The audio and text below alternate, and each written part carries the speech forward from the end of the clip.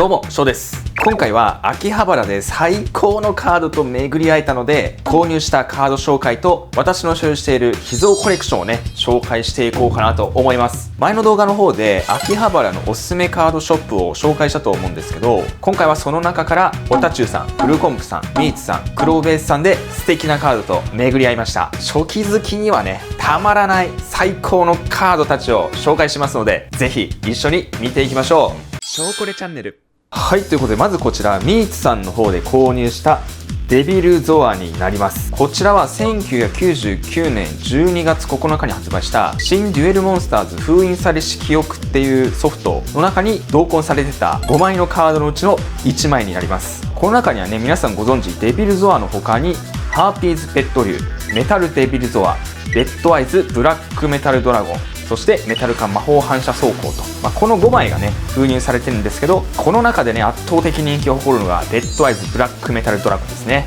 で今回これねミーツさん5000円で購入させていただいたんですけど、もう1枚ですね1万5000円のデビルゾアがあったんですが、個人的にはそれよりねこっちの方が綺麗なように感じました。なかなかね今この時代でデビルゾアここまで綺麗なカードって本当に置いてないので、これずっと探し続けてた初期カードの中の1枚だったので、ものすごい極上個体に出会えてもう本当に感激しました。この5枚全てやっぱりアルス10で揃えたいっていう目標もあるんで、おそらくこのデビルゾアは10取れるんじゃないかなっていうところと、今ねアルスさんに鑑定中のレッドアイズブラックメタルドラゴンがあるんで、10取れるかどうかっていうところを皆さんぜひ今後もね動画チェックしていただきたいなと思います。続いてこちら進化の眉です。こちらはボリュームシリーズ4のスーパーレアになりますね。これはフルコンプさんの方で購入させていただきました。表面も全然そんなに傷ないですし、裏面もそんなに傷見当たらないんで、結構これ綺麗な状態なんですよね。枠キラは目立つは目立つんですけど、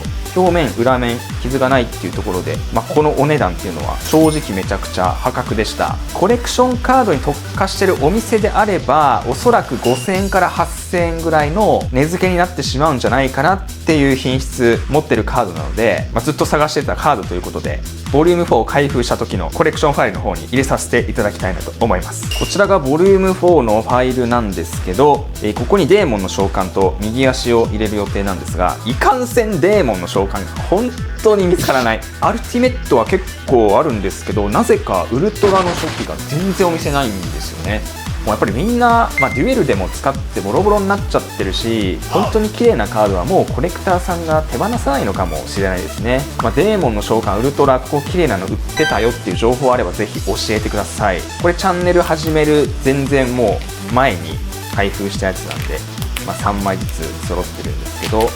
結構モンスターカードが多いですね。やっぱり最初の方のボリュームシリーズっていうと、そしてここが効果の枠でハーピーレディ3姉妹、進化の眉で、ここがセイントマジシャンっていう形で続いてて、で、闇の仮面がスーパーレア枠にあるんですけど、ちょうどねこの一番左の進化の眉がこれスタジオダイス版なんですよね。スタジオダイス版好きな人多いと思うんですけど、個人的にはこの高橋和樹の初版の綺麗なカードが大好物なんで、3枚ここは高橋和樹表記ので集めたいということで、このスタジオダイスのところ、購入したねこの進化の眉と差し替えてねコレクションしたいなと。残るはセイントマジシャンとハーピーレディ3姉妹ですね。はい、続いてこちらオタチューさんで購入した地獄の裁判です。こちらね、ご存知の方多いと思うんですが、このノーマルカードで4万5000円マジかよと、驚いた方もいらっしゃるんじゃないでしょうか。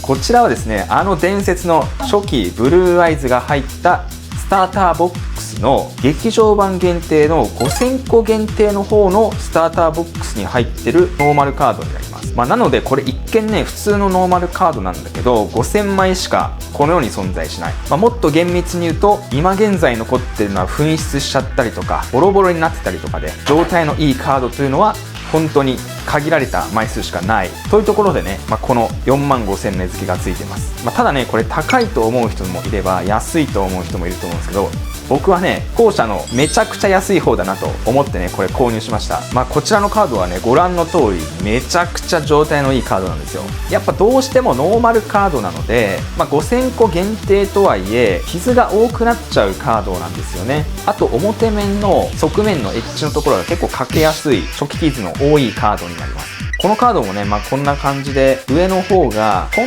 当にもう針先ぐらいの微細な賭けがあるんですけど、その他がもう抜群に状態がいいので、おそらくアルス10は取れるんじゃないかなっていうところで購入しました。これもねアルス10で揃えたいんですよね。ちなみにどんなラインナップかというとこういうラインナップになってます。こちら私が以前スターターボックスの方を開封して入手したカードになるんですけども、限定のノーマルカードの5種類はアクアマドール、地獄の裁判、13人目の埋葬者、タートルタイガー、深淵の名誉となってます。正直ねこれ開けたカードもめちゃくちゃ状態いいんですけど、鑑定に出すってなると9、10半々ぐらいかなっていう状態なんで、全部10狙いで出すってなるとやっぱり10以上自信のある素体のカードでね出していきたいんで、これはこれでね開封したボックスの記念ということで密かにコレクションの方でね楽しみたいなということでファイリングしてます。でここはねまだちょっと埋めてないんですけど、エルフの剣士のスターター予約特典のカード、綺麗な備品が見つかれば入れたいなと思ってます。はい、そしてこちらが私の今持ってるコレクションカードなんですけども、こちらの13人目の埋葬者が確かオタチューさんで同じく買ったカードだと思います。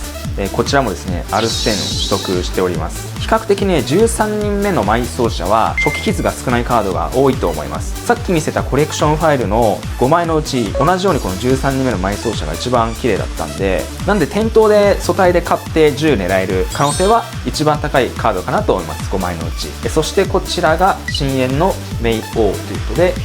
こちらもアルス10ですね。ただこれはですね実は秋葉原マギさんの方で売ってて8万円で売ってたカードでですね、これ状態見させてもらったんですけどもう全然賭けのないすっごい綺麗な状態だったんで、素体でこれ見つけるのは相当大変だなっていうことで買いました。正直8万円なら安い方だと思います。やっぱり綺麗な素体で9万とかで置いてるんで、アルス10のこの1枚の価値としてはだいたい9万円から10万円ぐらい価値はあるかなと思うので、もう手っ取り早く買ってしまいました。なので今回購入したこの地獄の裁判アルス10が取れれば、価値としては9万円前後になるということで、鑑定品買うよりもお得かなということで、これが取れれば残りはアクアマドールとタートルタイガー揃うということでね、こちらもぜひ鑑定結果乞うご期待ください。小コレチャンネル。はい、そして最後クローブベースさんで最高のカードを見つけました。メインのお楽しみは最後にということで、ハネハネから見ていきましょう。こちら初期ボリューム3封入のカードでスーパーレア枠がハネハネと人食い虫と守備封じとなってるんですけど、ハネハネとか人食い虫は割とデッキに入れた人多かったんじゃないかなっていうところで、なかなかね状態のいいカードが置いてなかったんですが、こんな感じで結構この時期にしては珍しく綺麗なカードが置いてあったんで購入しました。ただやっぱりねハネハネとか集めてる人って本当にマニアックな初期好きのオタクぐらいしかいないと思うんで、そんなに値は張らないですね。こういうカードが好きっていう方でまだチャンネル登録してない方、私こういう意味不明なカードをたくさん集めるチャンネルでございますので、ぜひ高評価とチャンネル登録お願いいたします。はい、そして皆さんこちら大本命です。トライホーンドラゴン備品 A クラス11万円でございます。めちゃくちゃ高いね。ただ皆さん値段に見合う状態なんですが、これがお店の方で言ってたのがこうね、お腹のところに若干傷があるみたいな書いてあったんですけど、これ傷かみたいな。ほんでホコリなんじゃね。これ見えます？ちょっと点があるでしょ、ポツって。確かに傷っちゃ傷なんだけど、こう光に照らすと思いっきりできてる傷ではなさそうなんですよね。なんで一見するとホコリ、本当にホコリと変わらない傷っていう感じで、表面自体にこう深い傷が入ってるわけではないので、非常にコンディションのいいカードなんじゃないかなと思います。正直表面ここまで傷のないカードって3年近く店舗で見てきましたけど初めてだったんで購入しました。裏面もこんな感じですごく綺麗ですね。こちらは皆さんご存知かと思うんですが、1999年8月26日に開催された遊戯王としては初めての全国大会とゲームソフトの全国大会が同時に開催された歴史に残る伝説の大会なんですけど、この時に本戦に参加できた人のみ入手することができたカードになります。ちなみにこれはね、レア度の順で言うと、入場者特典がゲートガーディアンとマジシャン・オブ・ブラックハウス、本戦参加特典がトライホーンドラゴン、1次予選通過特典が千年原人、2次予選通過特典がエビルナイトドラゴン、そして第3位がファイヤーウィングペガサス、準優勝商品がメテオブラックドラゴン、そして優勝商品がブルーアイズアルティメットドラゴンとなってます。別枠で招待状にね、王国への船出、王国、王の右手の栄光っていうカードもあるんですけど、これは正直どうだろうな、トライホーンと千年原人の間ぐらい結構レアなカードなんで、流通はあんまりないですね。でなおかつ結構見てきてますけど、状態のいいカードが本当にない。なのでこの招待状は正直長期にわたって探したいなと思ってます。はい、そして東京ドームの大会の特典の中で今持ってるカードがこの2枚のアルス鑑定です。全てね自分で出したカードなんですけど、ゲートガーディアンがこちらがアルステント、正直これはね10プラスワンチャンあるんじゃないかって思ってたカードなんですけど、なかなか厳しくて取れなかったですね。もうゲートガーディアンは10は 4,5 枚出してるんですけど、その 4,5 枚の10の中でも圧倒的に綺麗なカードなんですよね。もう枠キラーもないし、だいたい初期の方にここにインク飛び黒いのがついたりするんですけど、それもないし、裏面も全然全く欠けがないのでいけるかなと思ったんですけどダメでしたね。今現在このゲートガーディアンは百何十枚か出されてますけど、未だ最高得点が10というね、なかなか険しいカードですね。そしてこちらがもう一つ入場者特典のマジシャン・オブ・ブラックハウスです。これは正直ね、皆さんにお見せするかどうか躊躇するほどのものなんですけど、こちらはですね、世界に1枚しかないアルステンプラスのマジシャン・オブ・ブラックハウスです。もうこれはね、提出して帰ってきた時ね大声で叫んでしまってね、もう近隣の人のねこのシャッター閉める音が聞こえましたからね、もううるせえんだよみたいな感じでガラガラシャカーンみたいなね音が響きましたはい、こちら世界に1枚しかないアルステンプラスです。これももともとカードを昔ショップの方で購入したカードになりますね。でね、マジシャン・オブ・ブラックハウスのこのねカードの初期図みたいのはこの辺のね裏面にね緑色のインク跡みたいのがつくんですよ。あとは表面の確かねこの辺にもついてたかなっていうので、結構状態の綺麗なカードでもインク跡のカードはあります。ただインク跡があるからアルステンが取れないとかはないんですが、10プラスはちょっと厳しいんじゃないかなと思いますね。